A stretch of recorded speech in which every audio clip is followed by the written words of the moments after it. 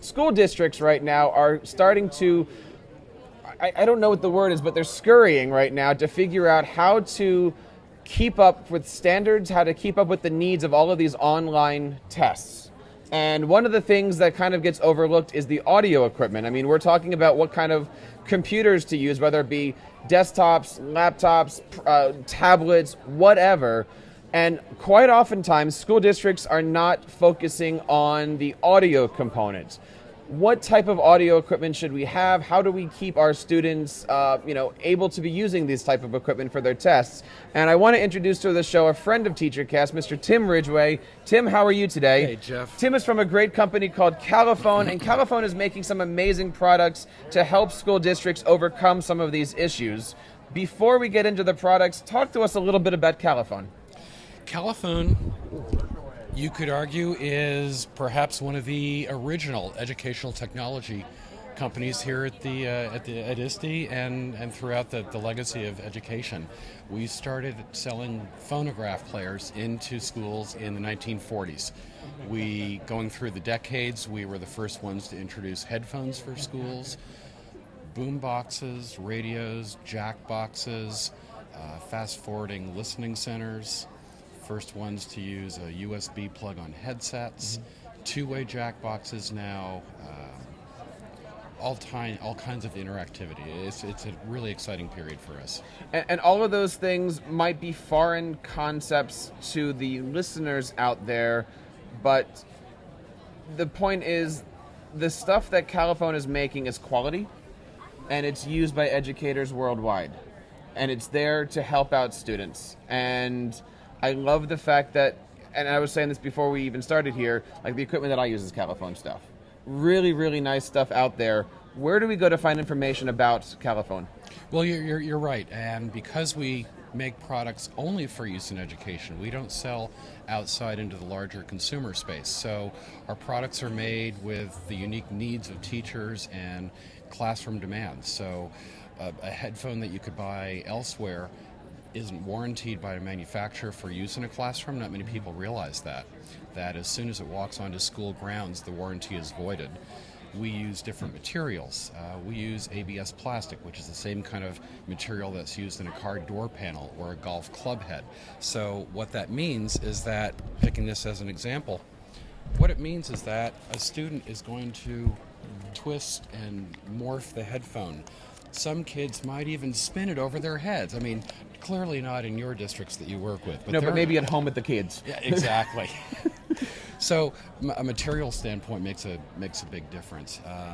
We'll build in extra safety features. We have a longer warranty than anybody else. So those are little attentions to detail, especially because it's children and students who are using the product. So it's critical. It's essential that we make that kind of commitment. Now, I've been in talks with school districts who said we don't need to purchase headphones. Every student has earbuds. Why is it important that schools make the investment into this technology? Well, let me back up first to a point you made earlier about the incredibly fast domain that we're in right now with shifting technologies and shifting hardware.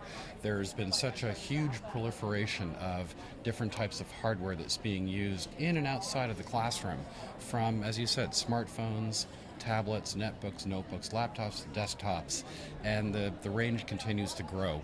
And so with that range is an amazingly confusing array of types of connections, and people just aren't really familiar with what to look for and how things should work. So that's one question that we are being asked a lot, and I was hoping to share a couple of pointers. Well, what do we want to look for in headphones or in audio technology? Sure. Well, the key thing is the connectivity. As you said, there's been a massive amount of money and investment by districts on everything from the broadband and the architecture, the content, the standards themselves, what's being taught.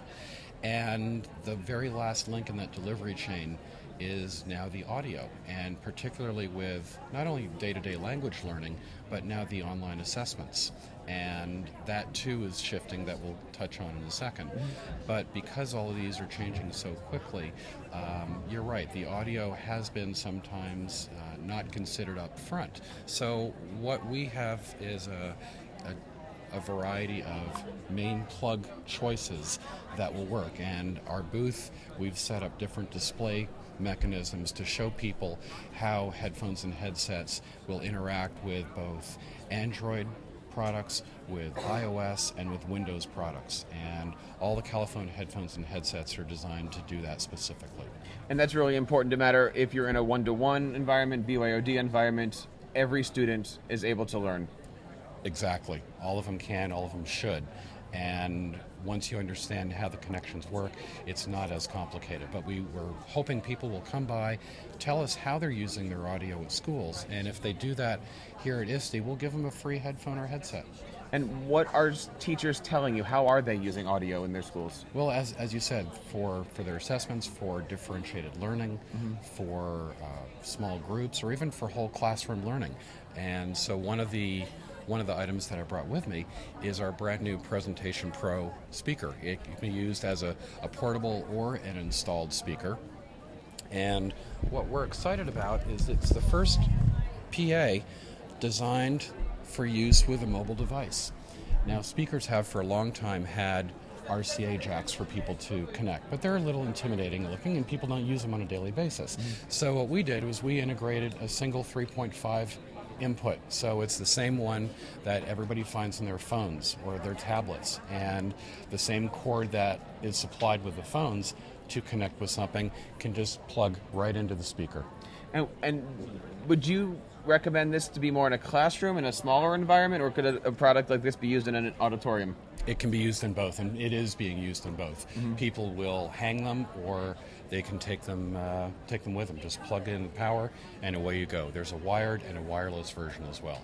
What is the cost investment into a product something like this?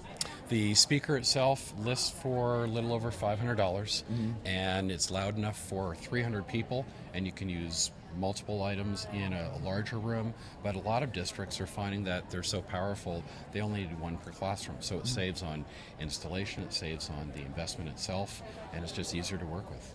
You know, there's a lot of schools that are starting to wake up to technology, and I get these questions a lot of what type of equipment do I use? But there's a difference between the podcasting equipment and the school-needed equipment.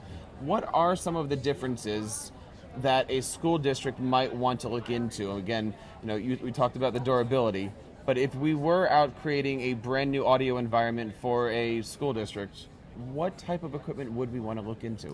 It's a great question, and I think it's to answer that is probably if you consider what's the best car that you could buy. I mean, when you're taking the Edu family out, you're gonna load it up. You're gonna need a lot of space. You may not be as focused on the economy. Going 0 to 60 may not be as fast, or may not be as important. But there are times and instances where they may be. So it kind of depends on what you're using, and how you're going to be using it. But certainly, a lot of considerations begin with a budget. So, from a budgetary perspective, a lot of districts to meet the assessment needs are scrambling and have settled on using simple earbuds. So we launched a series of earbuds that are inexpensive and durable and plug in just like everything else. So that would be the most accessible way that you can deliver audio. There are different choices for sizes of children. A lot of headphones and headsets are just made for adults, but that doesn't work in a school environment. So we have our Listening First series of headphones and headsets. A lot of people are familiar with the animal styles. They're cute and fun and bright colors, and this is a straightforward black model. So that's, again, appropriately sized. And then we could go to perhaps the polar opposite. This is our most durable and best-selling headset, and it's been around forever. You can see it's got a lot more material, but the same warranty is in place for this as it is for the Listening First headsets and our other ones. This has the single plug that I'll talk about in a second. This will work with any kind of computer or tablet, regardless of the platform. So from a durability perspective, if you're going to be using it for a long time, which many schools and districts do, this would be a great choice. But certainly in this generation, the advent of mobile has brought in wireless applications. So we're launching here at the show a brand new wireless headphone. So it works with any kind of device, any type of platform again with a simple transmitter. Okay. So this will plug into your tablet, what have you. The headphone has at least a 20-foot range, and you can listen to the content streaming from your iPad. Mm-hmm. But you can also bring a micro SD card and put it into the ear cup. Wow. So preloaded content can go in here. But if the student, or if a differentiated student is listening to some sort of content wirelessly from a learning center, mm-hmm. a friend of theirs could come in and connect their own headphone into this, so you can have two students listening at the same time.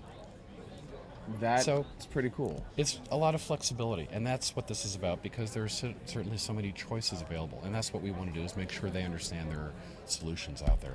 Well, what's available these days in lab situations? I mean, I thinking as a music teacher, but I also know some language teachers that want to sit at a desk and have access to the individual students, maybe teaching a foreign language. What is out there as far as a classroom set that teachers can look into?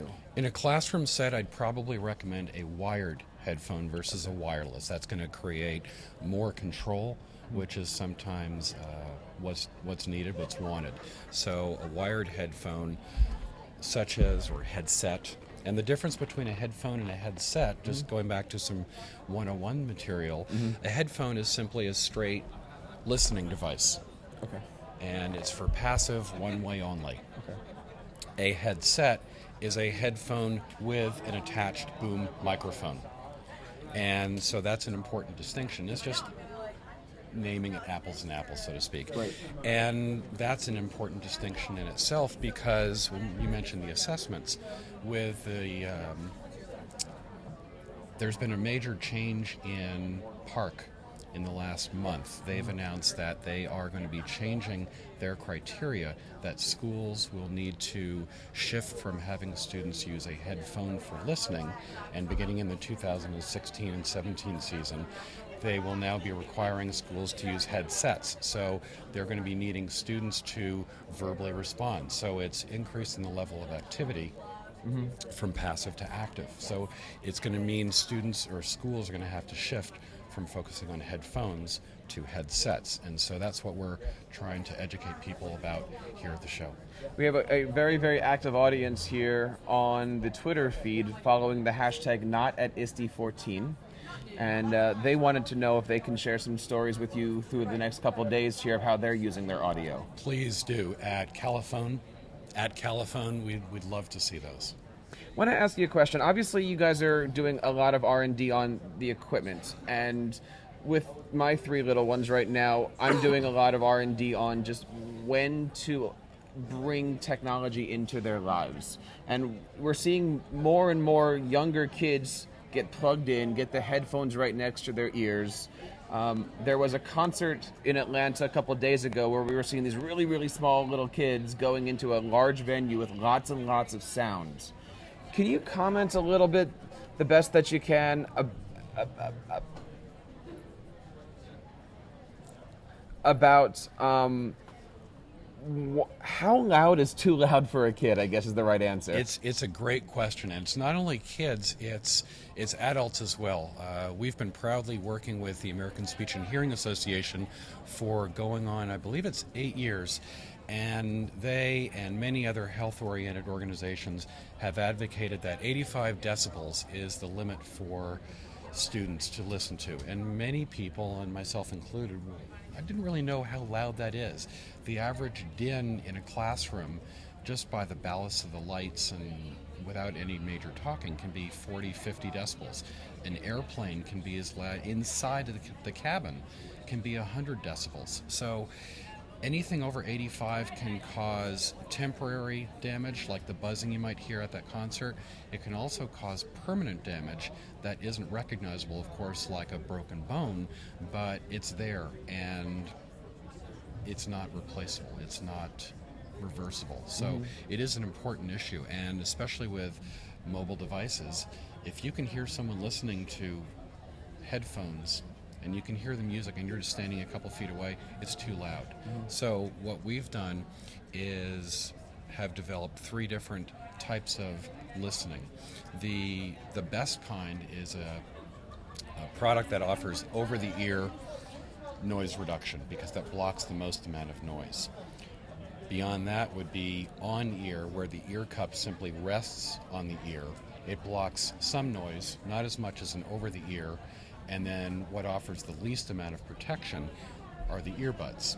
But technology is changing, but from a budget standpoint, we would suggest, whenever financially possible, going to an on-ear or over-ear. But there are situations where noise reduction is critical. So we have these active noise canceling headphones, which work wonderfully. We have other models that will restrict the volume to 85 decibels to get that number, as you said. So there are a lot of different choices out there. And I know that noise canceling is a big feature. Can you explain what noise canceling actually does? There are two kinds of noise cancellation. There's active noise cancellation and passive. Most of the headphones that we have, what we're showing, are passive. There's no circuitry that does that.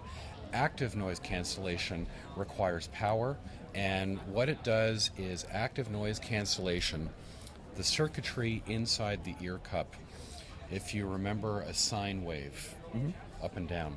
What noise cancellation does is it produces a wave that is exactly opposite the noise itself, so it effectively cancels it out. So that's why noise canceling headphones, such as this one that we're launching here at the show, require batteries. So they're also going to be more expensive. It's wonderful to have, but there are certain situations where it is important in a classroom to have for high-stakes testing or whatever the situation may be. But again, the operations are pretty straightforward. It's just turning it on. Tim, there's certainly a lot of great stuff out there, not only in the Califone family, but also in the world of audio. One more time, tell us where we can get a hold of Califone and where we can find out more information. You can find us online through Twitter at Califone, on YouTube, on Facebook, our website, califone.com, at ISTE 2014, booth 2056. And again, we would love to see people, and we'd love to hear their stories. And if you swing by our booth, we'll give you a headphone or headset. Nice. Coming to you live from ISTE 2014, this is Jeff from TeacherCast. We will be right back with much more.